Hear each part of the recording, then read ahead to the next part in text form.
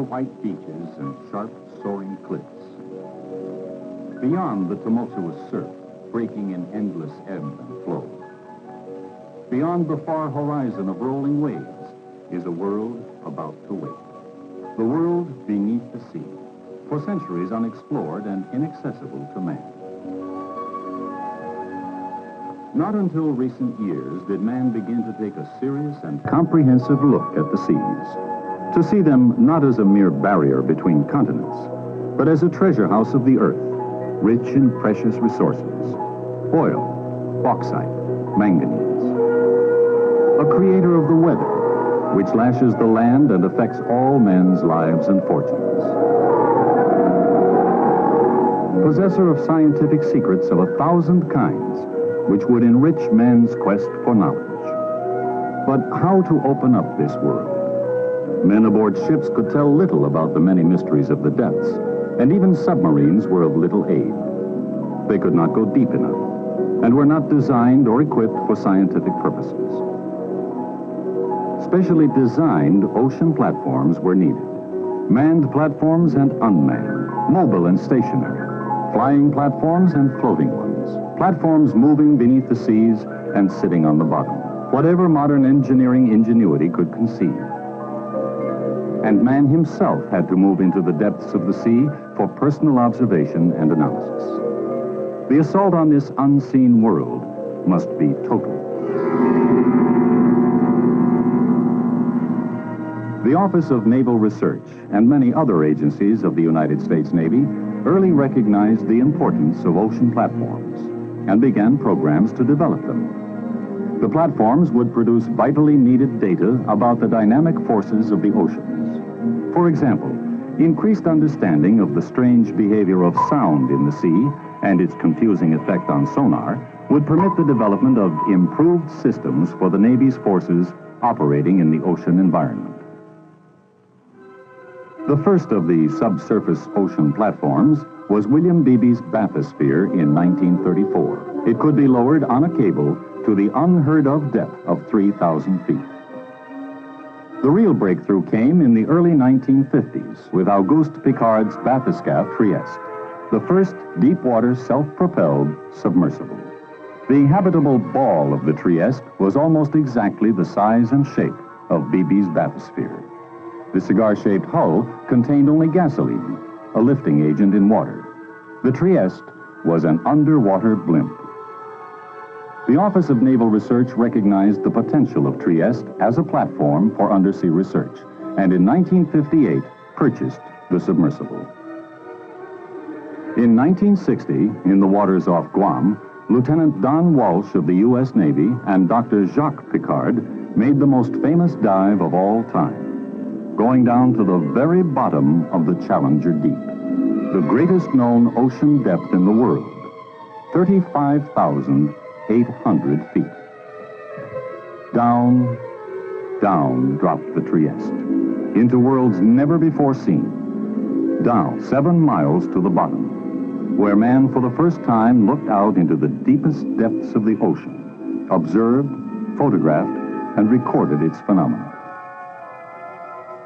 The success of the dive proved the capabilities of Trieste, and the Navy began a continuing series of experimental dives in other areas of the world's oceans.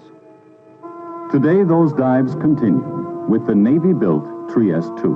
Dr. Eric Barham, a marine biologist at the Navy's Undersea Research and Development Center, San Diego, reminisces about the early dives. I was fortunate to be one of the first scientists to make dives in the bathyscaphe Trieste.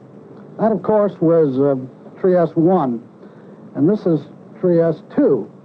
And there have been a considerable number of technological improvements and additions. Closed-circuit television, manipulators that can pick up and recover objects from the sea floor, external lighting that can be aimed, and cameras with their own strobe flash. And in those days, we were diving in San Diego Trough at a depth of about 4,000 feet. We had only one port. We had to share that with the pilot and with the cameras. You want to take a picture? Push your camera into front of the port. Got through, pushed it to one side. When we went up and down, however, sometimes we did that in a hurry. And this created a tremendous vortex so that frequently the midwater organisms would be tumbled about in front of your eyes. And after we arrived on the seafloor and the sediment had cleared, we had a beautiful, unobstructed view of the surrounding terrain and the associated organisms. It's hard to convey the tremendous emotionalism and excitement that those early dives gave us. Heretofore, people had always tried to piece together the way animals lived in the ocean by dragging nets or trawls and getting pieces and hunks of them. And all of a sudden, here we could see these organisms, where they lived in their environment, what they did, and so forth. But Tree S1 was the beginning of the evolution of a whole new family of submersible vehicles, various crafts and platforms, which allows the scientists to enter the ocean environment and directly observe its contents and what goes on there. The successors to the original Trieste have come in many shapes and sizes, built for many purposes, both by the Navy and by industry. Seacliff and a twin sister called Turtle, owned and operated by the Navy, are used for both scientific research and training purposes. They have the most modern controls and instrumentation for work in the deep ocean. The Navy also uses commercial submersibles and instruments them for its own use. Moving along in the depths, man can now see and study the deep scattering layer, which confuses sonar, resulting in false or lost submarine contacts. By fully understanding this ocean phenomenon, the Navy can develop new concepts to improve its operations in the ocean environment. The marine biologist can now view the life of the depths for himself, photograph it, make notes immediately. Water motion has long been a subject of interest. The physical oceanographer can use a submersible to measure bottom currents, study minute topographic features, and calculate transport of sediment. This submersible's bow carries changeable sets of instruments developed by the Navy for instantaneous readings, and it can be fitted for other experiments. For example, sampling the water is accomplished by placing bottles on a rack on the bow and tripping each at precisely the instant the correct depth is reached. Temperature readings at the ocean floor. If the scientist wants a sample of the bottom or of small objects on it, he can whisk the sample into a bin and take it to the surface for study. He can even capture an interesting specimen, like this jellyfish, a giant medusa. Never before have scientists been able to study the exact terrain of the ocean floor. The great canyons and rugged mountains and sandy plains which make up the world beneath the sea are at last open to their eyes and cameras and recording instruments. The new submersibles are the ocean platforms of the future, already on duty today, with eager scientists uncovering new knowledge on every expedition. Other types of ocean research platforms began to emerge too. One of the first was a Navy research tower off San Diego, under the direction of Dr. Eugene Lafon. The main advantage of an oceanographic platform or tower such as this is that of stability. Instruments can be put in the sea, given depth, given place, and record the variables of the ocean, and particularly that of motion. The tower eliminates the wind effects on the tower, the current effects, and the wave effects, which are detrimental in the study of surface waves, internal waves between the layers of warm and cold water, and other things about the sea surface. One study going on now is concerned with this radar reflector behind me. It is being used now to study the roughness differences between the normal sea conditions and the slicks that exist on the sea surface. The slicks are the lighter streaks on the ocean between the rougher areas. They are caused by the accumulation of film, organic material at the sea surface. and they are believed to be related to the internal waves. Another advantage of the tower is permanency.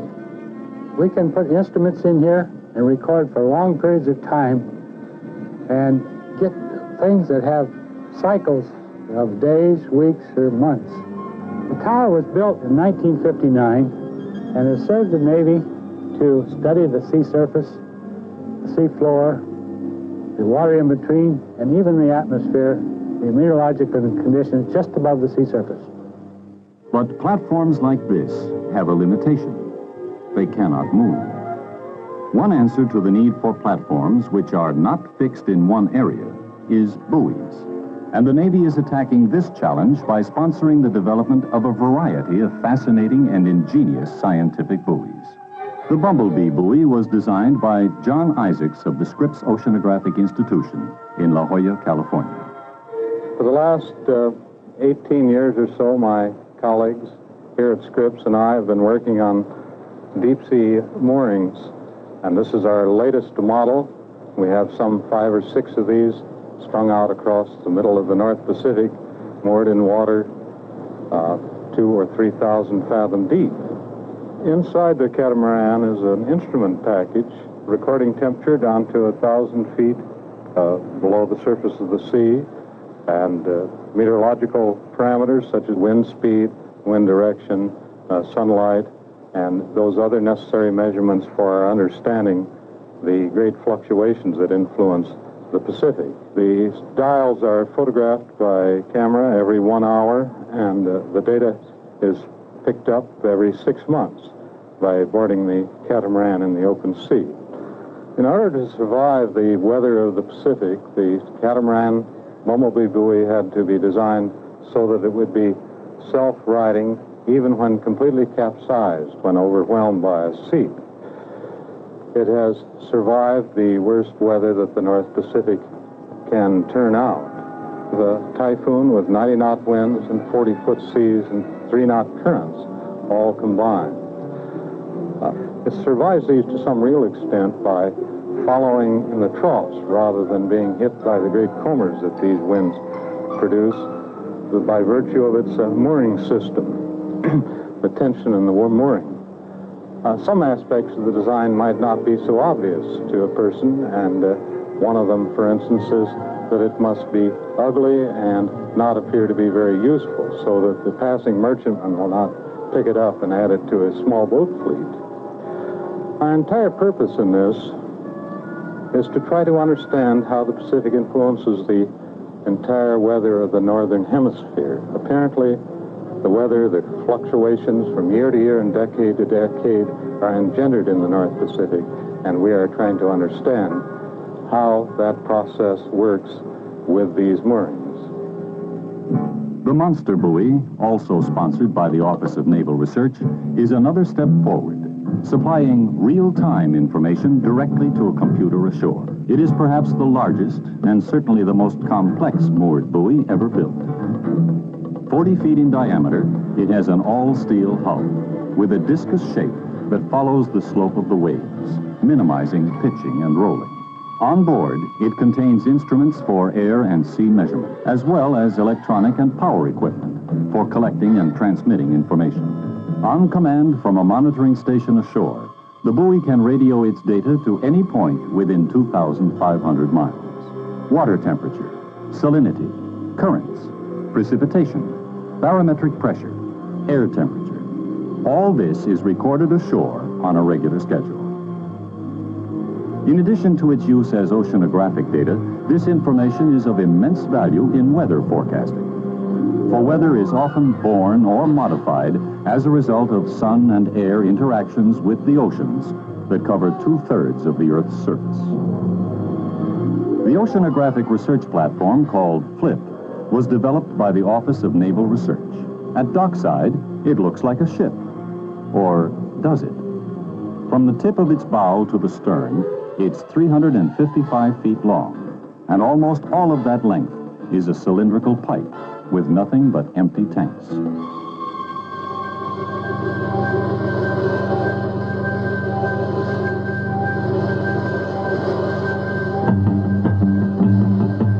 What kind of a ship is this?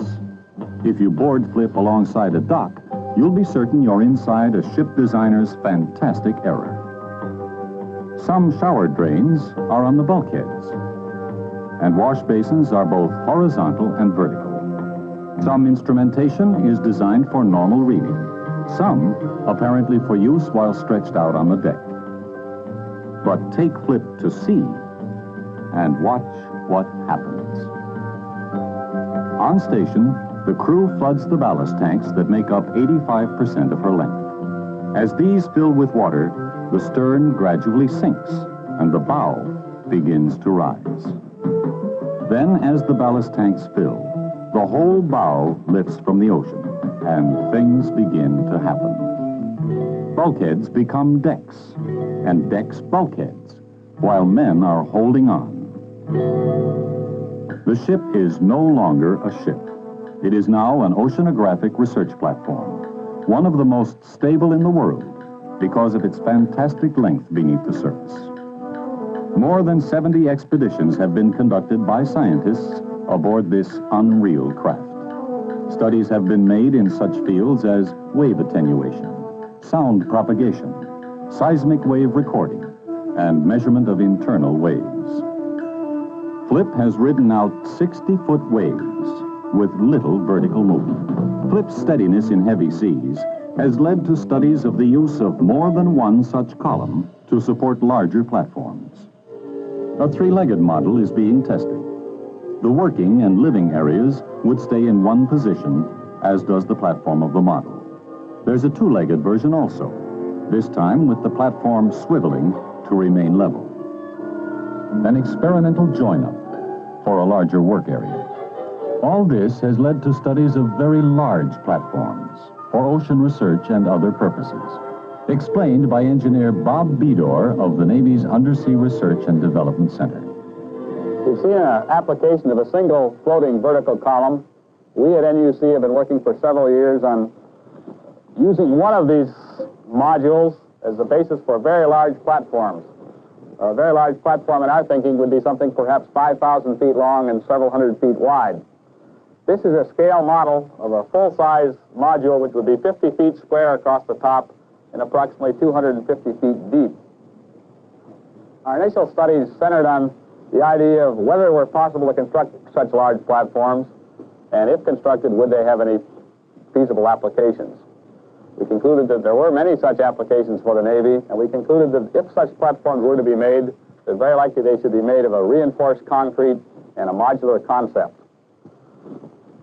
Later on, we moved on to more specific studies, and one of these specific studies had to do with this platform we see out here called the Mobile Ocean Basing System platform. Its full-size model will be 1,750 feet long and perhaps 500 feet wide and 250 feet deep. Notice that in looking from below, 40% of the columns are not present. Our wave studies show that this will decrease the motion of the platform in heavy seas. In application, the Mobile Ocean Basing Systems platform sets offshore. Cargo ships come alongside, offload their cargo. The cargo is then transferred to the shore by a helicopter, aircraft, or small boats. There is still another oceanographic research platform, one made by nature, and by nature at its harshest. T3 is an ice island floating in the Arctic Ocean. Here, oceanographers pursue their scientific research on the roof of the world and in the ocean beneath the ice cover. This is important research, for it is vital for the Navy to know not only the characteristics of the ice cover, but all about the icy waters beneath, down to the sea bottom. Much of the research is done in the icy heart of winter, and when the spring thaws come, you may have to move, and sometimes move quickly, in search of firmer ice. The oceanographer assaults the unknown from his research platforms in and on the sea. And he uses flying platforms too, aircraft of the Naval Oceanographic Office, gathering oceanographic and other environmental data over large areas of the ocean almost instantaneously. And today, environmental scientists get an overall view of the world's oceans from orbiting satellites. But ocean engineers and scientists have long known that for some studies, it is necessary to go into the depths of the sea, using their own eyes and ears and brains. Today, the underwater explorer becomes a part of the environment in fully transparent vehicles, made possible by new advances in technology. A leader in this new technology is Dr. Jerry Statue, Navy Materials Specialist. This is a vast ocean, and its surface has been studied for years from airplanes and ships. But in really to learn what goes on in the depths, the man has to descend into the ocean and observe for himself. The material that makes this possible is acrylic plastic. A material that not only gives you visibility, but also provides the strength to resist the crushing forces of the depths. The Navy has supported a program that has developed to date an ambitious submersible called NEMO, the Naval Experimental Manned Observatory. It is an acrylic bubble incorporated into a submersible system. The submersible permits man to descend to depths of 1,000 feet and visually explore the ocean floor and the depths between it and the surface. This particular bubble that one sees here is designed for only 60 feet, and it will be used as an elevator on the offshore tower to study the ocean floor and the life that clusters around the offshore tower. The research vessel CC gives mobility to the acrylic ball for use in behavioral studies of marine life. William Evans, a staff scientist at the Naval Undersea Center, explains the concept. CC is a catamaran vessel that has suspended between the hulls a 7-foot-long, 5-foot diameter capsule, which is capped on each end with an acrylic plastic hemisphere. In addition to this, the vessel is equipped with a great deal of oceanographic equipment. Specifically, forward here in the cabin, or the wheelhouse, we have an automatic direction finding system which was designed specifically for tracking large marine mammals. The acrylic observation platform is lowered beneath CC, and the observer feels that he is moving among the porpoises. CC's observation sphere is used by many scientists for varying purposes. Perhaps the most exciting is the Navy's Shark Studies program, usually with the vessel dead in the water and the sharks attracted by chumming. The Navy is interested in the behavioral aspects of sharks to improve the safety of all who enter the seas. Sea lions swim fearlessly among the sharks, and one tries to steal a piece of bait. The acrylic plastic sphere gives the scientist a widescreen view beneath the sea.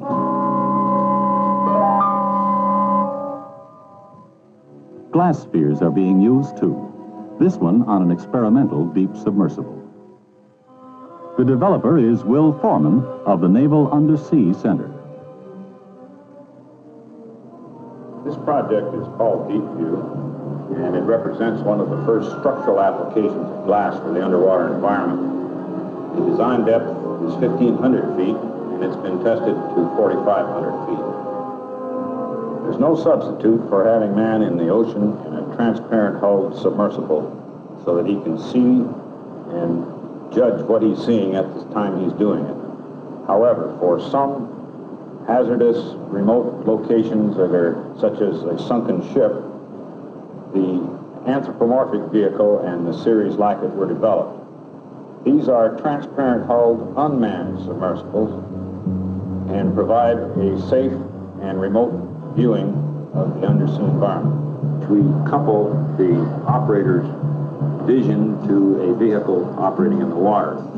The submersible and the camera moves due to rate gyros located on the helmet that the operator wears in identical pattern to the motion of the head. As the head is tilted up and down, the camera tilts. As the chair or the head are moved in rotation, the vehicle moves in like manner, so that it is identically oriented to the operator's head.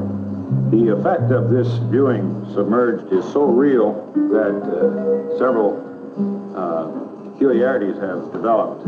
from the flinching due to objects coming into view and to the almost sudden realization that your feet are not below you when they should be. Even a feeling of coldness is possible. When the operator tilts his head to the left or right, he gets a real-like view as he would on the surface of the sea. The anthropomorphic TV sphere carries man's eyes and ears beneath the sea. And there's a platform to take his hands and his working ability down there, too. Developed at the Scripps Institution of Oceanography by Dr. Victor Anderson. This is RUM, our remote underwater manipulator. It's a little out of its element here. It's designed to work on the bottom of the sea. It's lowered down on a cable and controlled remotely from a surface platform. There's a control console on the platform at which an operator sits and can view things on TV and sonar. RUM has a number of instruments on it. The major one is the underwater manipulator arm. This is used to pick up objects, to take cores, and can be used in recovery of things from the sea floor also. We have a special platform that we use to handle RUM at sea. Behind me is Orb, our 45-foot square ocean research buoy, which we use to take RUM to sea. Orb has no propulsion power. We have to tow it to sea with a tug. It does have power on board to lower RUM to the seafloor and operate it, however. In the deck house, we have a large well, which has two doors that open downward into the sea. RUM is lowered through these doors to the seafloor over a large coaxial strain cable to carry RUM and support it on the way to the bottom. Must man depend on remotely controlled devices, or can he learn to work in the deep ocean himself, free like the fish and the porpoise and the seal, to move where he wills? The Navy believes both capabilities are essential. It is developing platforms that can be lowered to the ocean bottom, carrying men trained to breathe exotic gases instead of air. Men who will be able to move about, to work and study at depths undreamed of a few years ago. For the Navy's missions of salvage and recovery, construction and surveying, and many other tasks undersea. This new kind of ocean platform will also be a refuge for man, the underwater explorer. A friendly environment, a transition vehicle which at last enables man to move between the depths and the surface. On oceanographic research platforms of 100 kinds, on the sea and beneath it, above the sea and on its frozen surface, the Navy, joined by other scientists and engineers, is developing new techniques, new technology, and new equipment. This assault on the unknown is a drive for new knowledge about the sea, for the nation's defense needs, for commerce, for science, and for future generations.